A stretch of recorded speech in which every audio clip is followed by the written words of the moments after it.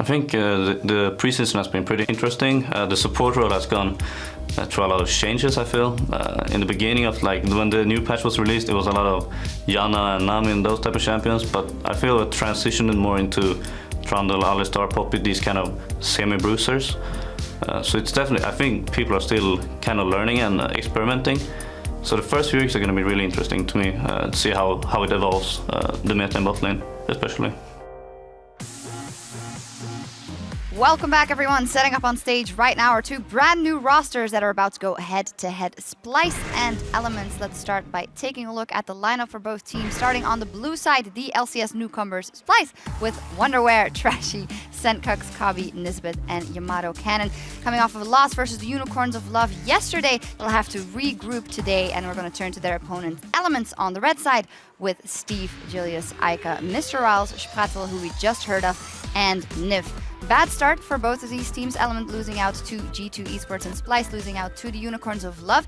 If we look at how hard or how big the loss was for Splyce, who we had high hopes for going to the middle of the table, had problems both in picks and bans and in strategy coming out of the gate. So that's definitely a worrying trend. It is. And when you look at it, honestly, we expected, at least Pulse and I, when looking at the challenger performance from Splyce, we expected a little bit more, at least, from them. Just a picks and bans that was maybe a little bit more focused around the carry potential from Senkux, their mid laner. They kind of strayed away from that with the Varus pickup that really ended up hamstringing them.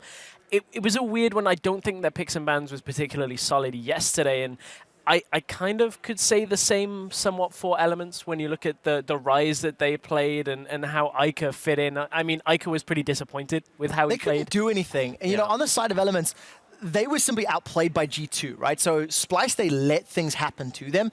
On the side of Elements, G2 just steamrolled them. Perks and Trick dismantled them. And, you know, Ike in particular, he had a difficult matchup. Perks really showed up and he was shut down early, didn't get away back into the game. And just as a team, I don't think they performed well. I think they know they didn't perform well either. And it was worrying because Martin had actually spoken to the guys beforehand, and they had this attitude they want to prove themselves on stage, and yesterday is definitely not a telling sign. Definitely not. Nika after the game was pretty vocal about that, saying that, you know, I played really badly. This isn't exactly the performance that I wanted to show.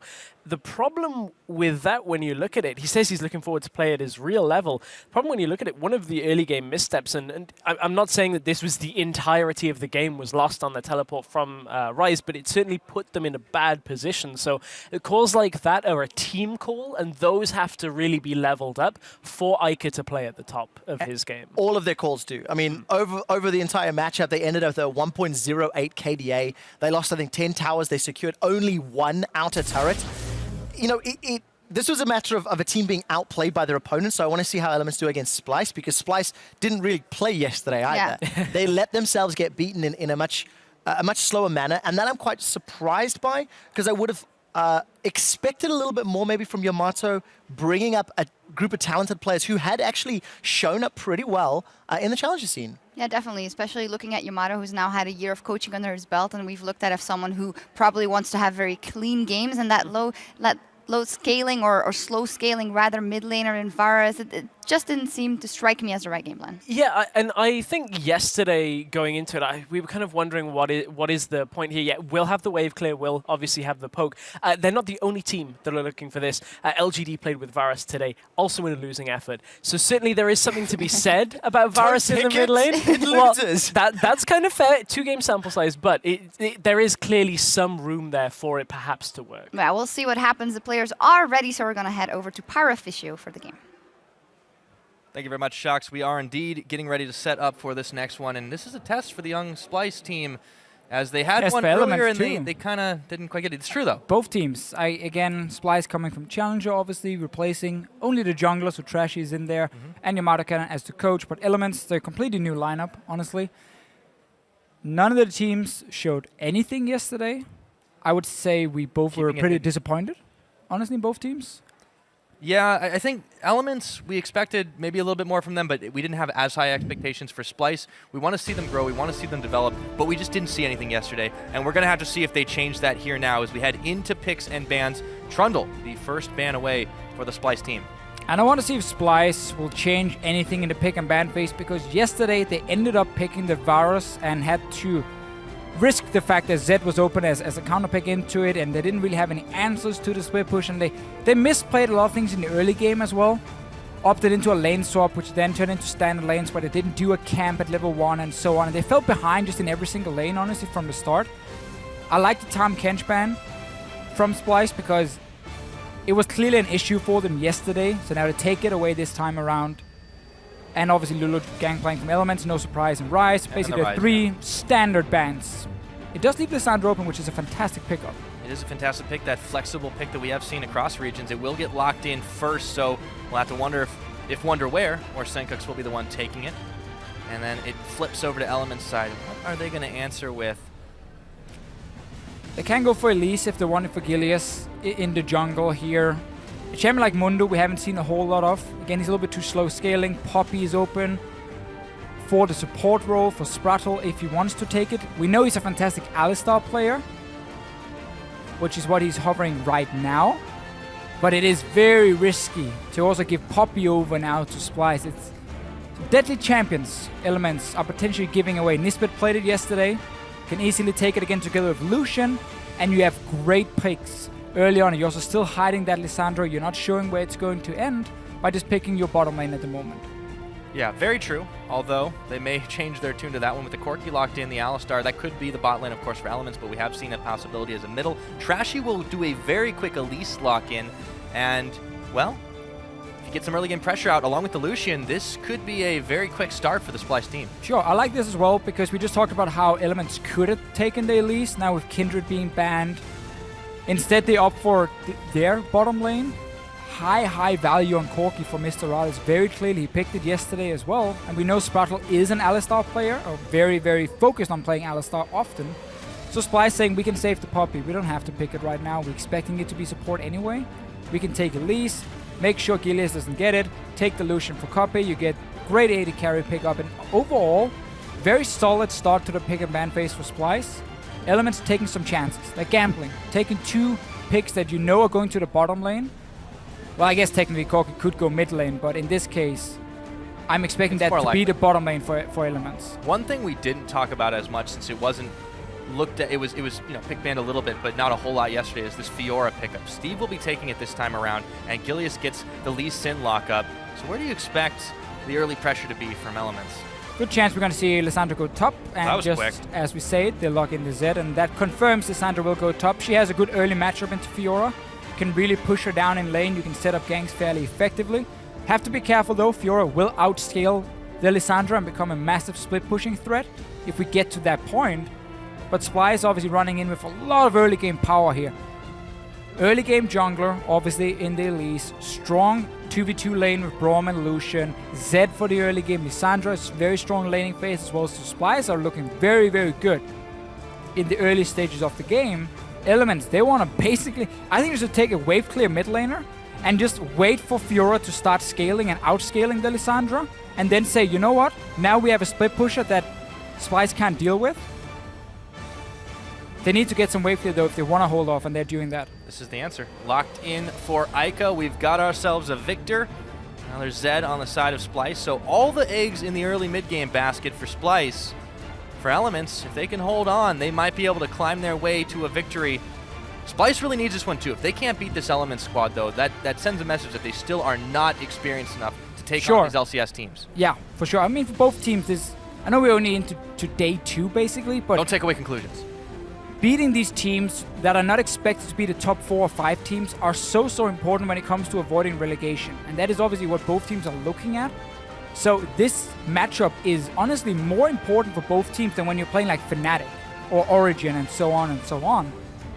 Elements are taking much what I like to call an LCK composition at the moment. It's a comp we see very often over there, especially from the KT roster, where they like to do this with these wave clear AD carry, wave clear mid laner, and then scaling top laner. So you have that 1-4 setup later on in the game, and you just keep defending your turret for as long as possible while you wait for Fiora to scale up in towards the late game. Yeah. Will be some crazy fights later between Fiora and Zed, so that should be very interesting. Yeah, well, you've heard from us. Why don't you guys tell us if you think Splyce will take their first win in the LCS with hashtag SPY win. Wow, I can't even do that today. At LOL Esports or EO win if you think Elements will come out on top today. as we get ready to load up onto the Rift. Both these teams are looking to prove something. And one of them, unfortunately, is going to have to walk away with a loss. But the other one, well, if they do it convincingly enough, we might just see them be a competitor. We will see. So very early on in the season, obviously for Splyce, probably were some nerves going on stage yesterday. A lot of young players, a lot of them first time in the LCS. Just barely eligible. Exactly, like 3 new members coming into the LCS, and then Trashy and Nisbet with some experience from before. And I talked quickly about this Elements lineup, or this composition they have, which is something we see in LCK. Another thing we see very often there is obviously these siege compositions. We saw one in the last game from Giants. Definitely seems to shape in towards the meta right now. So siege is very strong. These 1-4 setups with a strong split pusher and wave clear, defending these tier 1 towers, which are stronger than they were last year, also seems to be a very viable strategy, but you need to execute it properly. Just like we criticized the Giants for last game, you need to be able to execute when you take a composition that can do it just like that. For Splyce's side, they've got to get the ball rolling real quick, though, and against a team like Elements, they might just be able to do it. But what angle do you hit? Do you try to shut the Fiora down early? Do you just completely forget about the mid lane since there's so much wave clear there? Do you go for early dives? What is the game plan? For Splyce or Elements? For Splyce. For Splyce here, I mean, first of all, you have a ton of CC combined with Elise and Lissandra in top lane against Fiora. That is definitely one of your goals for Splyce, to shut down that lane here, shut down Steve. I feel like we've said it before, but that is a very strong lane for Splyce to gank in the early game. Another one is you can try and force a flash from Victor in the mid lane and therefore set up your Z for success after level 6 and go for these kills. Your 2v2 bottom lanes would be very even for a long time. I would probably give it to Splyce, honestly, in the early game with Lucian Braum into Alistar Corki, but then after level 6 it becomes basically a farm lane. Yeah. So Splyce have some very good lanes they can play on. Zed does well into Victor in the early game. Honestly, every single lane for Splyce is very strong in the early game here, so they should be able to keep controlling all of them. I suppose you got to question where Trashy's going to take this Elise early on. We saw last game Diamond Prox utilizing the AP build to get a lot of early pressure on, but if they start pushing the waves very quickly and trying to keep people back, it might be hard for him to do some ganks. I just want to see Trashy control the top side of the map. To say, if I can't gank because my 2 soul laners are pushing, at least I'm here to counter gank if Gilius ever show up, because there's nothing worse for a jungler. So look at 3 lanes getting pushed in, and all 3 laners are basically saying, we could use a gank, we need a gank. And you don't even know where the enemy jungler is, because then whenever you show up, there's such a high chance you get counter ganked, because when you start pushing lanes, you can put wards deeper. That means you can spot the jungler earlier, and your jungler can move in position to be there and counter gank, and then suddenly you just get stuck in this terrible situation where you can't really gank because it's too risky, and your lanes are just slowly losing and getting pushed into their own turret over and over and over. And that's what Splyce are looking to do in the early game. Gilius is a great Lee Sin player though, so he should be able to have some early game impact. The question is, can the rest of his team help him?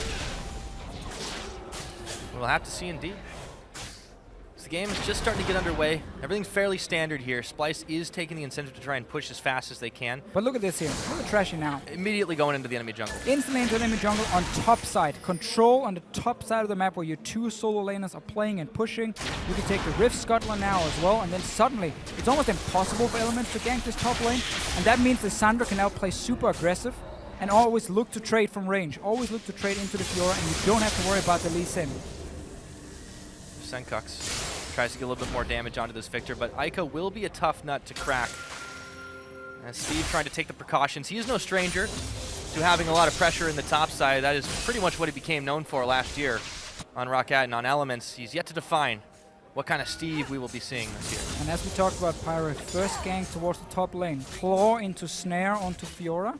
Slow her afterwards, and then suddenly Elise can land a very easy cocoon. So it's important to Steve how he uses riposte. Where do you save it? If you know the gank is coming, you might have to save it all the way time for the cocoon, but that can be very difficult for him. W for Lissandra is instant, so that's hard to block for Steve, and he cannot waste it. That's the key one.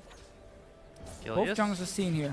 Trashy knows he's gonna find him, and he gets a lot of damage to start things off. Steve is trying to come to the rescue. Trashy dodges the Q, goes on in, and the ward hop from Gilius will mean he's safe under tower, but did not see that Elise in the brush. And we talked about how Trashy, because his laners have been so strong, he can have control of the river, so he's there first. Gilius is the guy who has to run in and risk face checking, And this is what happens when you face shake towards Elise. You take so much burst damage at first and you have to just back away.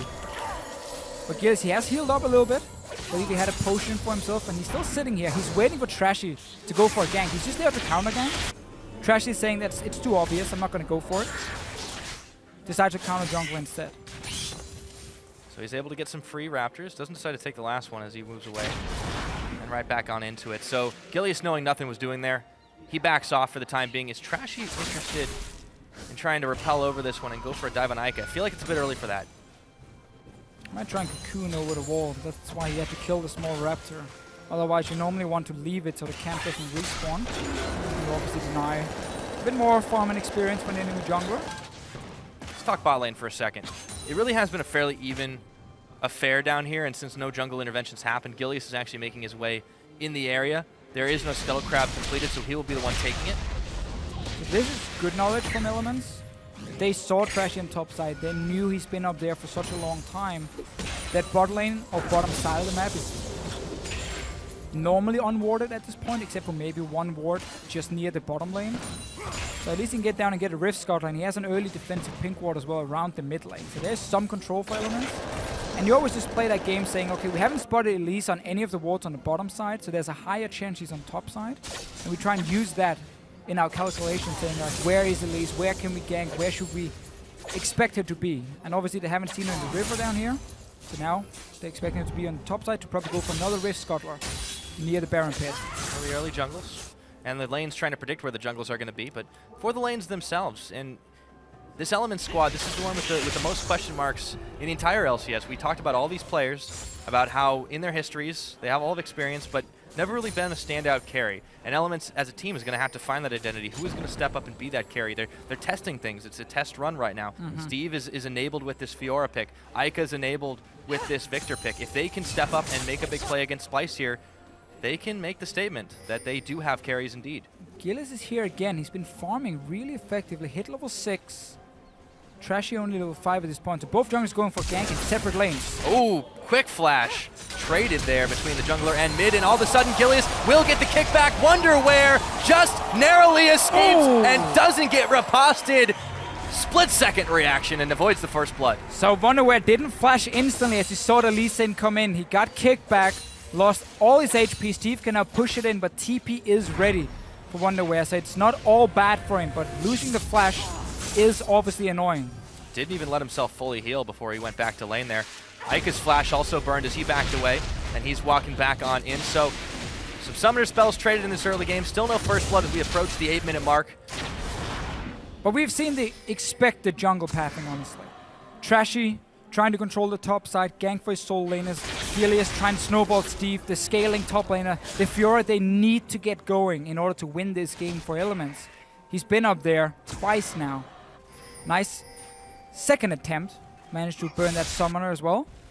Sadly, Steve did the same. So in the end, Elements used more flashes and didn't get a kill. They did however get a teleport. So they can make a play Elements on the bottom side of the map for Steve, where Wonderware won't be able to respond. Yeah, so they have a momentary time where they do have this global pressure available. The question is Steve going to be able to have that impact? If he can get behind them, they need a deep ward in that lane on the bottom side if they want to make a play and to convert that into something else like a dragon or a tower. And it needs to be a quick play. Quick TP and get the kill back away, because you know the Zed is going to leave the mid lane.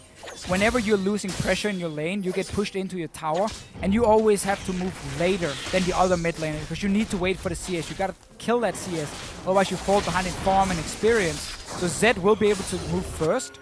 If it's a prolonged fight in the lane, he will be there, and he will make an impact. Ica secures his own blue buff, make sure he can keep pumping out the lasers. Down on the bottom side, they do have a ward in the second brush of Splyce. There is not one in the try. Gilius is coming through. He does put one down himself, but Kabi and Nisbeth are well aware of the danger, and they back up under turret.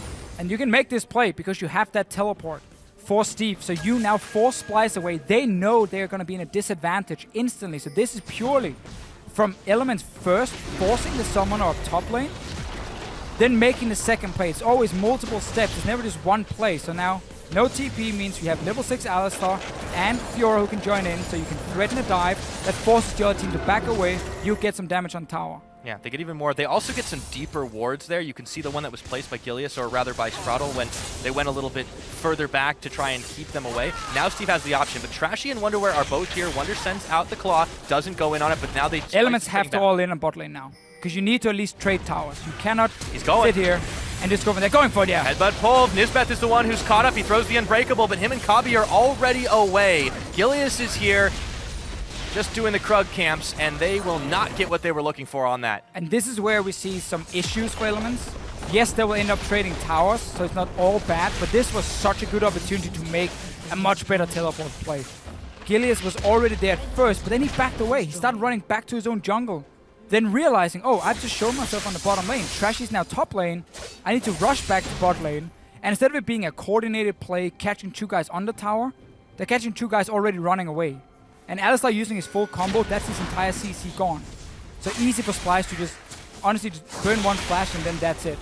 2 parts to that. Telegraph movement is quite obvious when Spraddle had gone in, but also very slow reaction time from Steve. You said he needed to teleport. He did, about 3 seconds after that. If he had not gone all the way back to the brush, just gotten safely out of range of the Lissandra and the Elise, could have easily gone down there, but he took his time, and you can't take your time when you want to make big plays like that. The problem is just the entire play was delayed. So again, you allowed Splyce to leave the tower. You want to catch them under that turret. So you have them stuck there. Once they start running, you can just go for tower. Nothing else, really. And therefore, you could even potentially have saved the TP from Steve and just put 3 guys into tower. Splyce would still have to run away from it. And in case they came back, then you teleport it in. Otherwise, you could at least save that summoner. Yeah. Taking stock of where we are. 500 gold lead for Splyce, very slim, a tower apiece for these teams, but no first blood as we approach 12 minutes into the game. Just trying to trade out a little bit of damage on towers where they can and play the pressure game, but no one's been able to get a full lockdown on the enemy team as 3 members of Splyce on the bottom side will trade for a turret with Rallas in the top doing the same on his own. And this is what we see so often. Once the first towers die, people swap the lanes around, and now we just have the 2 mid towers alive. Obviously, again, the tier 1 towers being harder to take down. And this is where the wave clear really is going to kick in for Elements, because they need to be able to defend this mid tower. Problem is, the Victor's been losing the lane pretty badly, and the tower's already down to like 60% HP. Elements needs to keep this tower alive, otherwise the entire map just breaks open. That can change things quite quickly. Trashy steps a little bit too far forward. Senkux, Kabi, Nisbeth all backing away as they were taking tower shots. Got a little bit too feisty. Try and push forward. Elements was there to respond. Gilius in the Splyce jungle. Will back away. Starts pinging for the Rift Herald, asking for some help here. See if they can sneak that one, as they have sufficient power to be able to do it. Always looking at the builds, fairly standard across the board. Steve going for the fist here, stacking up. Obviously some HP. He's going to get built into Titanic Hydra, then swap it over for the DPS one, for the lifesteal one. Just a better build path towards it, getting some more extra HP. And Elements will take a Rift Herald. They can honestly make a move mid lane now, because you got Corki there, you have your Victor, you have Rift Herald as well, but you need to get that buff into the mid lane then. Right, this is a great time for them too. The Corki's just completed the Trinity Force. Rallas and Spraddle were there in the area, but they're not pushing. They're afraid of this Braum. They're afraid of the defense that they can bring. But there was a moment. Senkux was back. They could have gone for it. Instead, they looked to secure vision throughout the Splyce jungle and possibly set up for a dragon.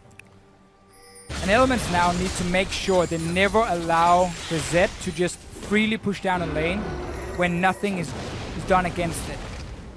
They could have sent a member top a minute ago to push out this wave, but it's been slowly building up for Splyce now. It's a big wave Senkux can take for himself and start pushing in. That suddenly gives Splyce control of the topside jungle now. You can see Trashy already at the Raptors.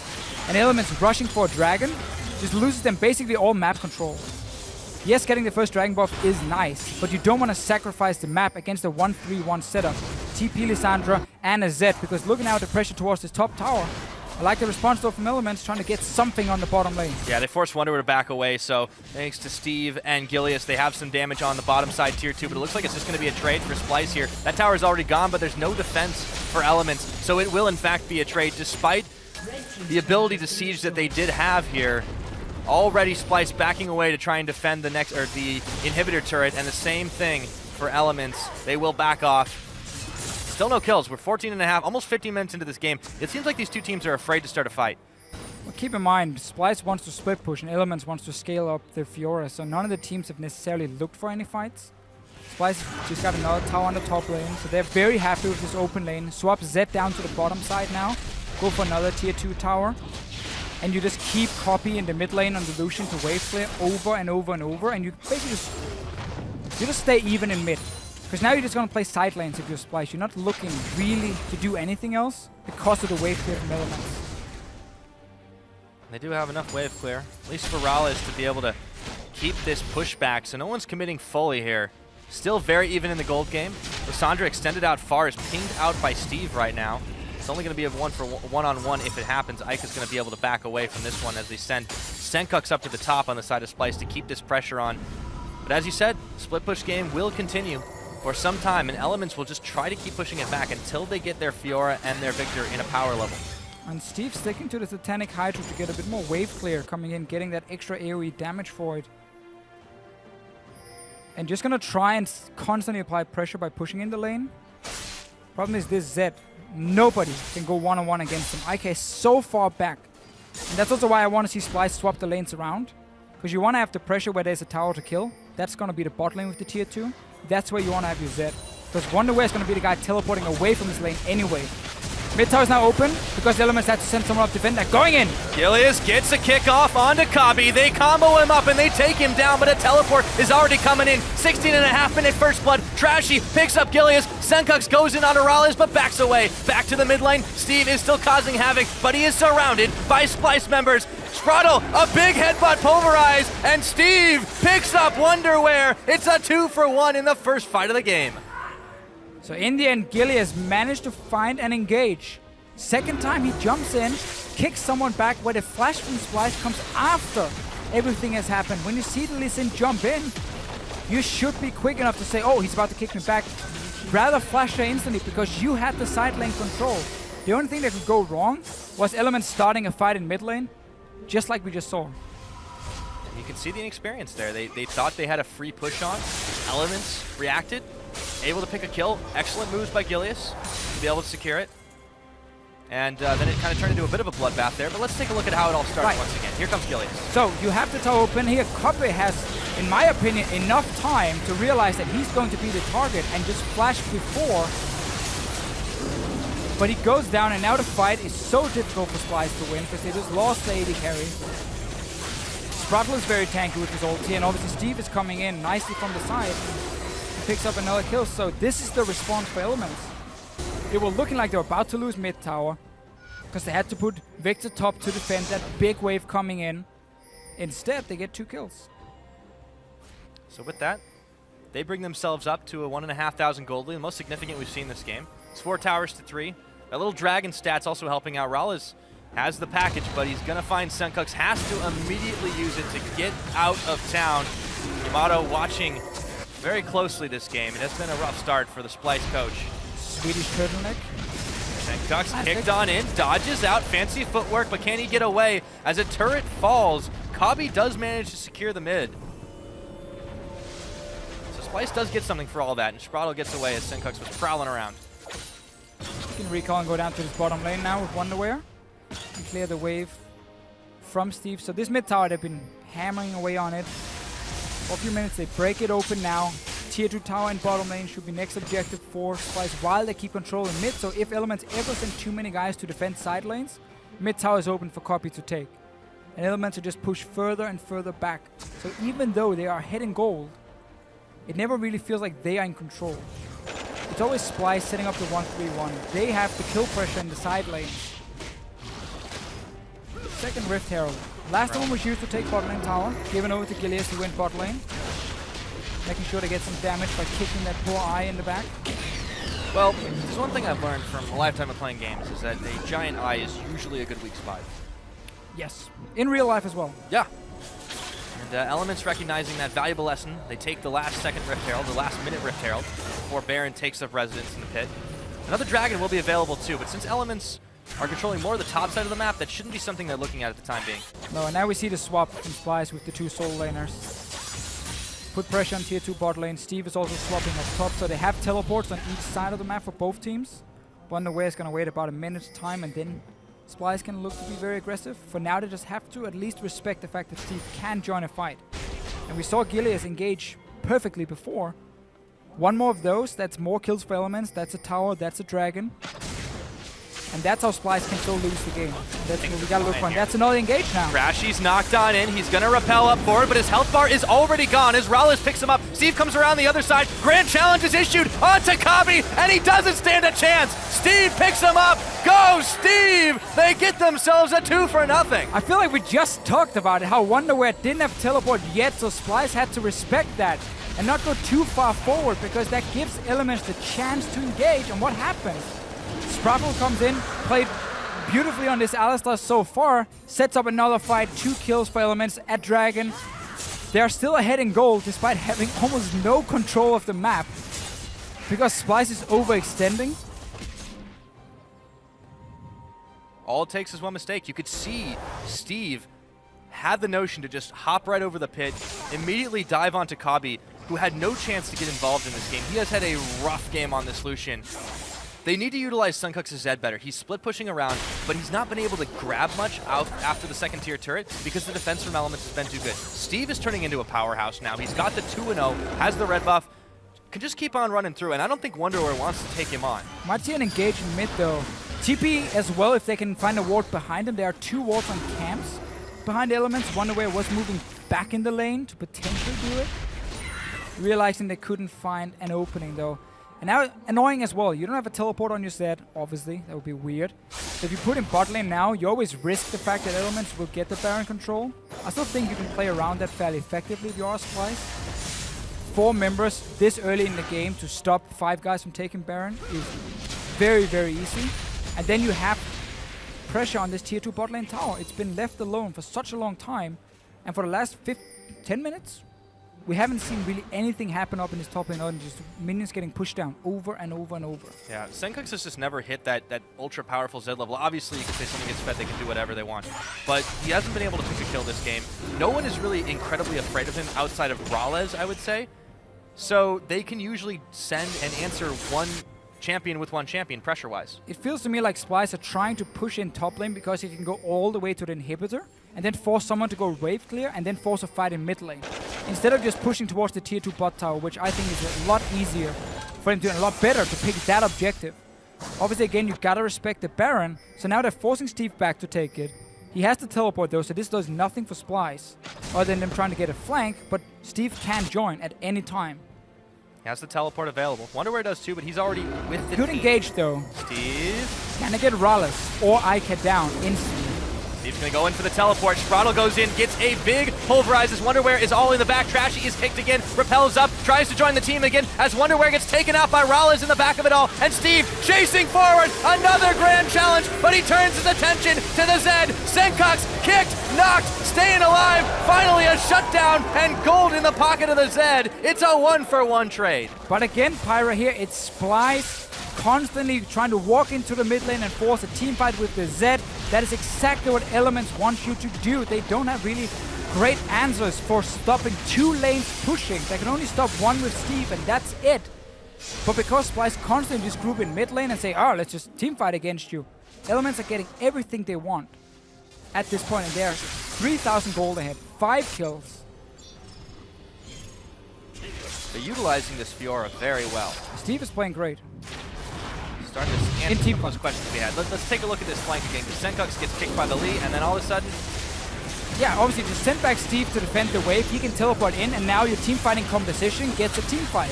Great for you. There was no real threat on the back line because Senkox took the long way around the mid lane, so when Wonderwear went in, Senkox wasn't there. He joined in very late. And honestly, by kicking him away, they potentially lost the kill, but instead it's a 1-for-1. Elements are keeping the towers alive. They're keeping control around the Baron. They haven't had to go deal with any split push for the last few minutes because it's constantly on the lane where there's nothing to gain. They're showing that the experience is helping them out. Each of these individual players have had some time at this high level of competition. We've said it before. Splyce, new team coming in, having some troubles adjusting to this level of play.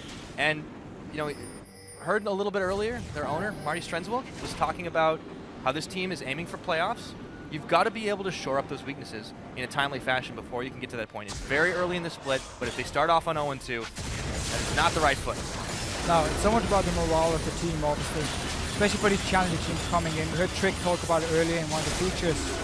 How important it is to start 2-0, just to confirm what you've been doing in scrims is the correct thing as well. And here's an engage! Gilius goes in, looks for Kabi. Wow. All of a sudden, Elements collapse, pouncing on Splyce, and everyone is melting. Kabi, Senkux, Trashy, it's only Nisbeth and Wonderwear. They managed to take Ica and Raleigh down. A double kill to Ica at the end of it all. Wonder will melt, shut down by Steve, looking for the ace, but Nisbeth keeps on chugging. A 2 for 4 for Elements. They keep on pushing. Another great engage here. I love this synergy between Gilius and Sprottle in this game here. Gilius goes in, kicks one back, then Sprottle comes in, knocks 2 or 3 guys up, and it sets up everything for Mr. Rollins, Ica and Steve just to pick the targets they want.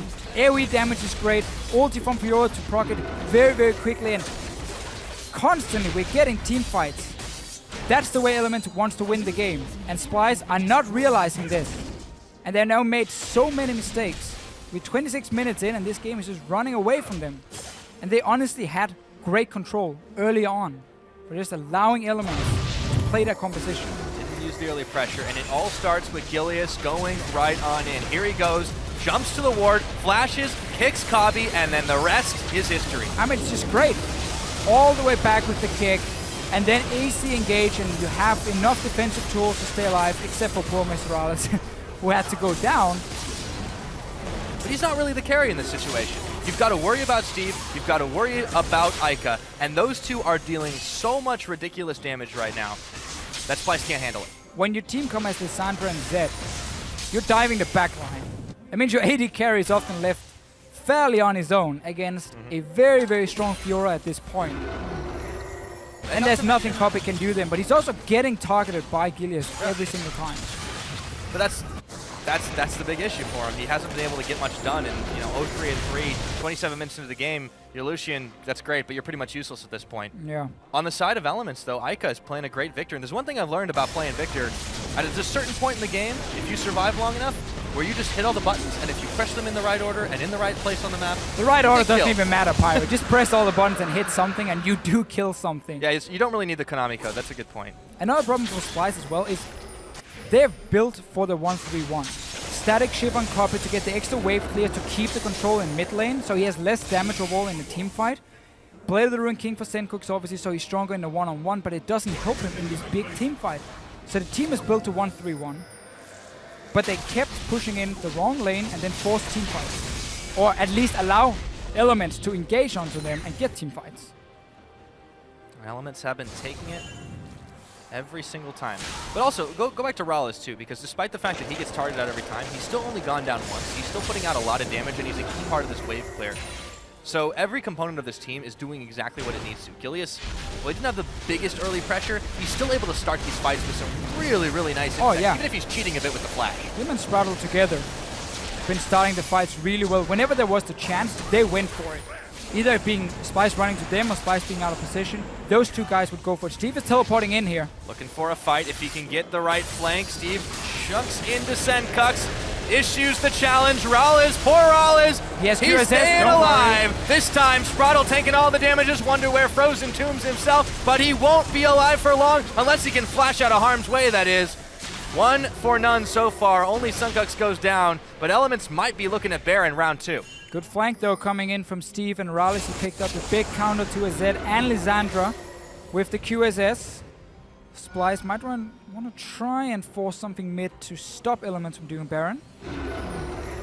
It's a game of chicken right Now now, and Elements might be pulling the trigger. Here they go, back onto Baron.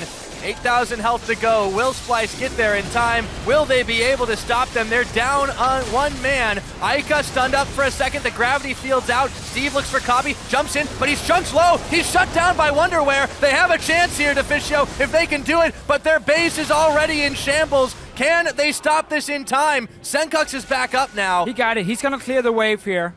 So Element started the Baron. Close one.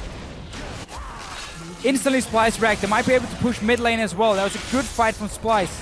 Finally, honestly, for this team, they managed to kite back and then get Steve down. Instead of diving the backline of Elements, they just said, who's the first target? Steve is there. Instantly kill him. Mid tower as well. Defend the Nexus turret. Took them 29 minutes. But Splyce now manage to at least stop the bleeding. It's going to be a long ladder to climb up, but they do have a way to keep it going. Sencoc's able to clear these waves with relative ease. They need to make sure they stop it up on the top. Elements are going to look for picks and flanks, but they won't be able to find any just yet. However, Baron is still available to them. Splyce knows this. They've got to react quick. It started once again. And they're running from base now. A lot of them are recalling. Wonderware does have teleport. I don't see any ward around the Baron that he can use, so he needs to run with the rest of the team. Steve is coming in now. Trashy can't steal this one. He's too low. He's going to die. He's going to die just to the Chaos Storm right there. Ica will pick him up. The Baron's going very low. They should be able to smite it away. Chased outside. It's Gilius who secures it, but the fight is on. Kabi staying alive for now. Meanwhile, in the pit, Rowlett, Steve, Spraddle duking it out with Wonder and Nisbeth. Ica will manage to pick up the kill onto Kabi. A shutdown goes over to Steve as Sencox is trying to run through the team, but he's out of allies and he's out of time. He goes down. That's the ace. Elements with 3 are looking for the base. You got the Baron, you got super minions still pushing in here on the top lane. They're going down 3 guys. And really Elements just forcing a Baron fight again. Splyce, they didn't get to recall in time, so they came in late. Members were low. Ica just stood outside the Baron pit and killed everyone who tried to walk in. And this is going to be game for Elements. They've got no time left. Splyce just gets Trashy back up, but there's only a Nexus turret standing. It's already gone. 31.5. Elements pick up their first win over Splyce. We got to see Elements with their composition. We talked about the game plan coming in. Fiora needs to get time to scale. You have Corki and you have Victor just to wave clear, wave clear, wave clear, wait it out, wait it out. These guys can be very, very happy after the game yesterday. Smiles on their faces. And you can see, very vocal, the man who bakes cookies right there. Steve did a fantastic job. Small mistakes, but they stepped up big, and they showed what it counted to stay in the LCS, to start climbing up that ladder. It's a good start for them. We're gonna see Splyce be very unhappy with this game. Because there were so many openings for them in the mid game to set up that 1-3-1. The entire game plan, the strategy was there. Get static shift on your AD carry for more wave click. It does 120% extra damage to minions now, compared to 70% before, if I remember 100% correctly. And like you set up that 1-3-1, you get 2 towers down on top side, and then you just continue to send your Zed up there over and over and over for 10 minutes. And all he was doing was push in a wave that Elements had to go wave clear. Whenever Steve had teleport, he could just go up and clear it.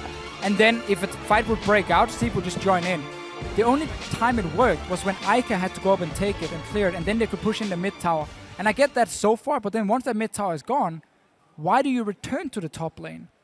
Put your Lissandra up there, put your Zed on the bottom lane, and then respect the fact you're so early in the game that 4 members can still stop a Baron from being started, and your Zed will have time to move over or take more objectives.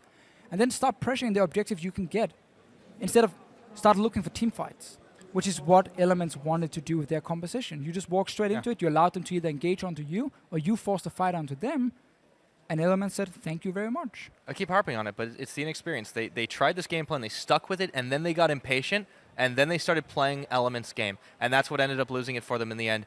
In the week, they're going to have to take a long, hard look at this and the game yesterday, figure out what went wrong, work with this infrastructure they have built up.